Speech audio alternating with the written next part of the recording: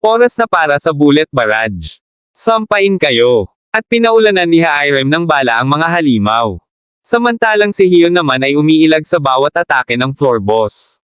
Manghang-mangha naman si Daeho dito. Sa isip ni Daeho ay hindi niya alam kung anong klaseng kasanayan ang ginagamit ni Hiyon. Ngunit naiiwasan nito ang bawat pag-atake ng boss. Para lang nitong pinaglalaroan ang boss. Inis na inis ang boss sa nangyayari. Sumigaw ito ng malakas at sinabing, "Anong ginagawa niyong lahat? Bilisan niyo, at itapon ang mga basurang ito." Nagulat ito nang makita si Hiyon na aatake sa kanya. Na paano ito nakakuha ng pagkakataon para umatake. Buong lakas na umatake si Hiyon. Nasangga naman ito ng floor boss. At sinabing ang lakas ng loob nito. Labis na nagulat si Hiyon. Akala nito na ang bahaging tao ng floor boss ay magiging mahina ng kaunti. "Hiyon, ayos na," sigaw ni Daeho. "Magaling." Dagdag na sabi nito habang puno ng mana ang kamao. Naghahanda na itong umatake. At buong lakas na sinuntok ang floor boss. Ang hustisya ng tunay na kamao. Napasigaw naman ang floor boss. Napatigil si Sojun. "Daeho Hyung, anong nangyari?" At tumakbo ito papunta kay Daeho. "Nataman ko ito ng husto sa binti nito. Ngunit hindi ko nakayanan ang isang malakas na suntok para dito." Ang sabi ni Daeho. Galit na galit ang floor boss. "Naglakas loob ka. Naglakas loob ka. Ang lakas ng loob mong sirain ang katawan ko.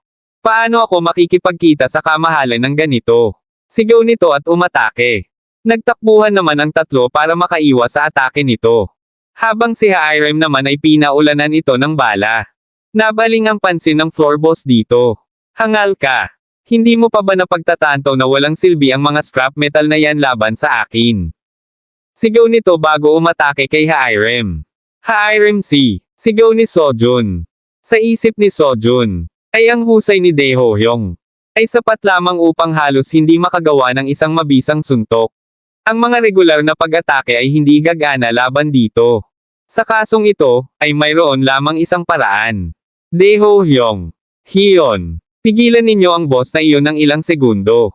Utos ni Sojun. Sumang-ayon naman si Daeho. At pati si Hiyon. Tumakbo ang mga ito palapit sa floor boss at pinigilan ito. Puno ng mana ang katawan ng mga ito habang pinipigilan ang halimaw. Pinagpapawisan na si Daeho at napapa-atres na din ang kanyang paa. Samantalag si Hiyon naman ay ganoon din. "Sojun Oppa, hindi ko alam kung anong balak mo. Pero bilasan mo. Hindi na namin kayang pigilan pa ng matagal." Sigaw ni Hiyon. Ang floor boss naman ay aatake kay Hairem at sinabing, "Mamatay ka." "Hindi. Tama na." Tumingin ang floor boss sa likod niya. At nakita nito si Sojun. Nakatutok ang sibat nito sa kanya. "Thrust Extreme." Sigaw ni Sojun. At buong lakas na inatake ang floor boss. Labis na nagulat ang tatlo sa kanilang nakita. Ang floor boss naman ay unti-unti nang natutumba. Sinabi ng system na, "Natalo mo ang floor boss, ang Reyna." At tuluyan ng humandusay ang katawan ng floor boss. Napalibutan ng alikabok ang paligid. Naibigay na ang mga puntos. 500 puntos. Dagdag na sabi ng system. Napaubo ang tatlo sa alikabok. "Ano iyon?" tanong ni Daeho. Maaring ito ay ang kanyang kasanayan. Sagot ni Hiyon. "Kasanayan yan." Muling tanong ni Daeho. At nagulat ito nang may makitang nakadapa. Agad itong lumapit. Little bro, gumising ka." Sigaw nito. "Teka." Sabi naman ni Hiyon at lumapit. Hinawakan nito sa leeg si Sojun. Ayos lang siya. Nahimatay lang siya gawa ng mana deficiency. Ang sabi nito, "Mana deficiency?" tanong ni Daeho. Malamang na naubos niya lahat sa ataking yun. Muling sagot ni Hiyon. "May komplikasyon ba sa katawan niya?" tanong naman ni Hairem. "Wala, ayos lang siya." sagot ni Hiyon. Saka lang nakahinga ng maluwag sina Daeho at Hairem. Lahat ng halimaw sa Tutorial Tower ikatlong palapag, ang palasyo ng Reyna ay natalo. Ang Tutorial Tower ikatlong palapag ay guguho sa loob ng 10 minuto. Ang sabi ng system. "Ano? Guguho?" tanong ni Daeho. "Seryoso? Hindi nila tayo binibigyan ng oras para makapagpahinga." Sabi naman ni Hiyon. "Sa tingin ko kailangan na nating lumipat." Suhestyon ni Hairem. "Lumipat? Saan?" tanong ni Hiyon dito. Paano kung bumalik na lang tayo sa ikalawang palapag at magpahinga? Sagot ni Daeho. Hindi maari. Sinubukan ko na. At hindi ka makakababa sa mas mababang palapag. Ang sabi naman ni Hyun. Kung gayon makakaakyat lang tayo sa ikaapat na palapag. May pinto sa tabi ng banquet hall, tama ba? Wala na tayong oras para patuloy na mag-mock-mock. Tara na. Muling sabi ni Hairem sa mga ito. Okay. Sang-ayon ni Hyun. At nagsimula na silang tumakbo habang pasan ni Daeho si Sojun. Napapaisip si Hairem. Ano ang nangyayari? Nahimatay lang si Lee Sojun. Pero parang naging ganap na kaguluhan ito bigla. Totoo na siya ang pinakamay kakayahang hunter sa guild. Pero masyado ba siyang umasa kay Sojun? Medyo nasaktan ang pride niya. Sinabi ng system. Nakapasok ka na sa tutorial tower ikaapat na palapag sa loob ng kastilyo. Sarap na sarap ang pakiramdam ni Sojun sa malambot na unan. Sa isip ni Sojun ay itong mainit at malambot na sensasyon. Gaano nakatagal simula nung nakatulog siya sa kama. Gusto nito na matulog na lang buong araw. Bigla siyang nagmulat ng mata at sinabing, Teka, nasa dungeon ako ngayon. Bumangon ito at nagtataka kung nasaan siya. Sa isip nito ay hindi ito ang ikatlong palapag. Napatingin siya sa kanyang tabi. May isang teddy bear. Sa tingin ni Sojun ay hindi niya masyadong natatandaan na narinig niya ang ping ng system. Na hindi kaya nasa ikaapat na palapag siya. Hey! Ang sabi ni Sojun. Hindi nasagot o nakilos ang teddy bear. Alam ko na ikaw yan. Sasaksakin kita kapag hindi ka nagsalita. Muling sabi ni Sojun habang nakatutok ang kanyang sibat dito. Joke lang yun, natatakot ako. Natatakot na sabi ni 23. Sinabi ni Sojun dito na nagbibiro lang din siya. Sinabi naman ni 23 na samobra naman ito. Naakala niya ay magkaibigan sila ni Sojun. Sadyang nagbibiroan ang magkaibigan. Bueno, nasaan tayo? At bakit ka nandito? Tanong ni Sojun. Tumikim si 23. Ito ay isang guest room. Isa itong personal na espasyo na ibinibigay sa bawat alpha tester. At ako ay isang gabay. Sagot nito, sinasabi mo bang amenity ito? Muling tanong ni Sojun. Oo. Ang ikaapat na palapag ay isang ligtas na espasyo tulad ng shelter sa ikalawang palapag. Siyempre maaari mo ring gamitin ang point store. May ilang mga pasilidad sa labas ng silid. Gusto mong makita? Ang sagot naman ni 23. Sinabi naman ni Sojun dito na gusto niyang makita. Kaya naman inaya na ito ni 23. Habang naglalakad si 23 sa kanyang unahan ay napapaisip si Sojun. Kung may tunog ba ito dati? Kung iisipin, nakakausap ito at mukhang cute. Nasa taya niya ay magugustuhan ito ni Ciela. Naiisip din ni Sojun ang sasabihin ni Ciela sa kanya na tuwang-tuwa habang hawak si 23. Wow! Ikaw ang best daddy. Pinakamamahal kita sa buong mundo. Kaya naman nakakaisip ng maitim na balak si Sojun dito. Na kung mayroon kayang paraan na madala niya si 23.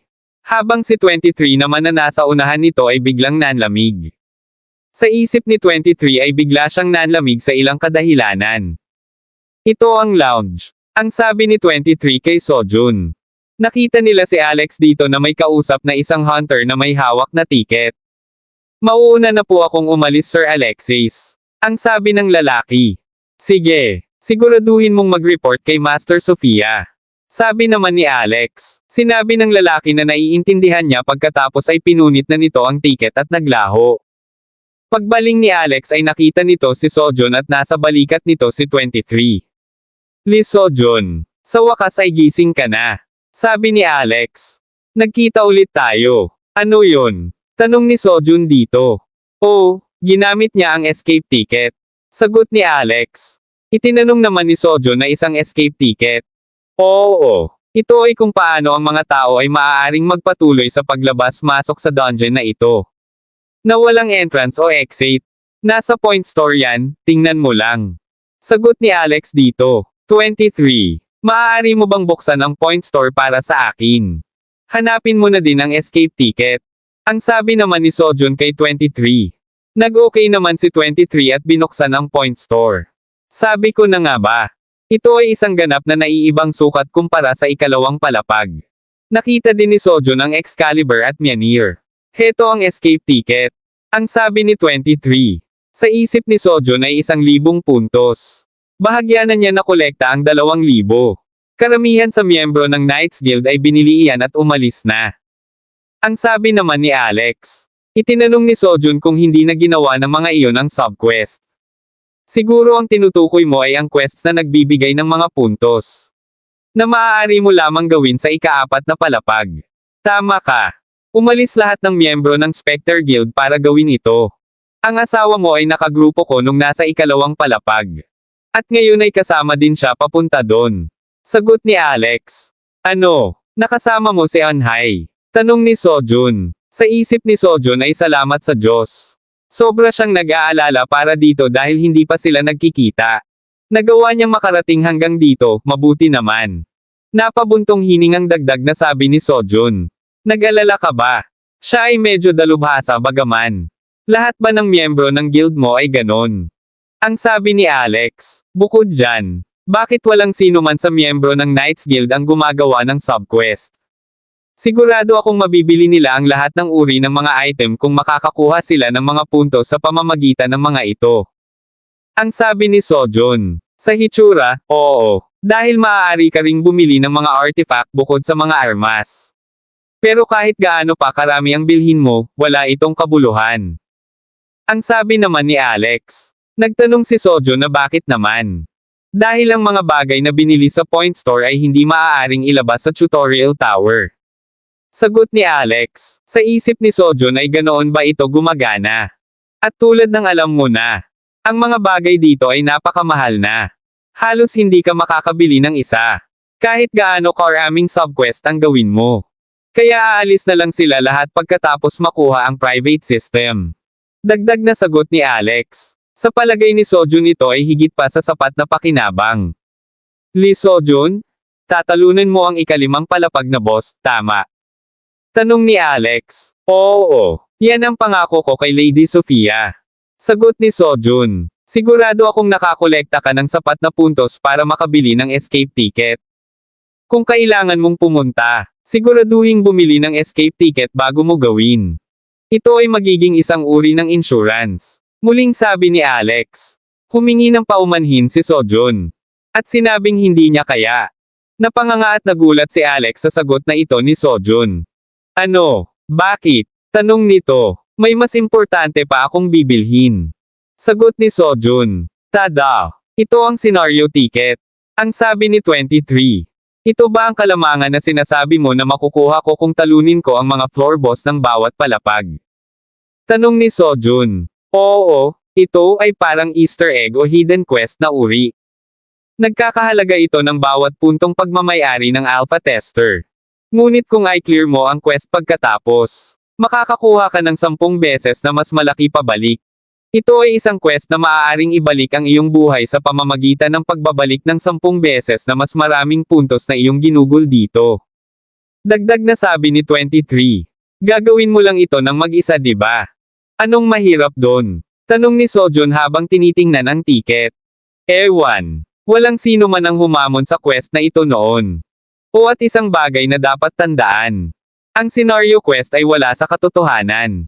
Magkakaproblema ka kung mapagkakamalan mong katotohanan. Sagot ni 23. Hindi ito katotohanan. Tanong ni Sojun. Oo. Sagot ni 23. Sa isip ni Sojun ito ay parang ilusyon. Tinitingnan niya ng maigi ang ticket. Okay. Sabi ni Sojun bago pinunit ang ticket. Sinabi ng system na, pag-uumpisa ng scenario quest. Error, nagbago ang scenario quest. Pag-compare man ng alternatibo. Naibalik na ang scenario quest. Nagbago ang scenario quest. Hawak ni Sojun ang kanyang ulo habang nakaupo. Sa isip nito ay isa pang error. Siguro dahil siya ay nag-regress. Tumingin ito sa paligid at iniisip kung nasaan siya. Na hindi kaya nasa ikalawang palapag siya. Hindi siguro dahil may bahagyang pagkakaiba. Bagamat sigurado siya na nasa loob pa din siya ng dungeon.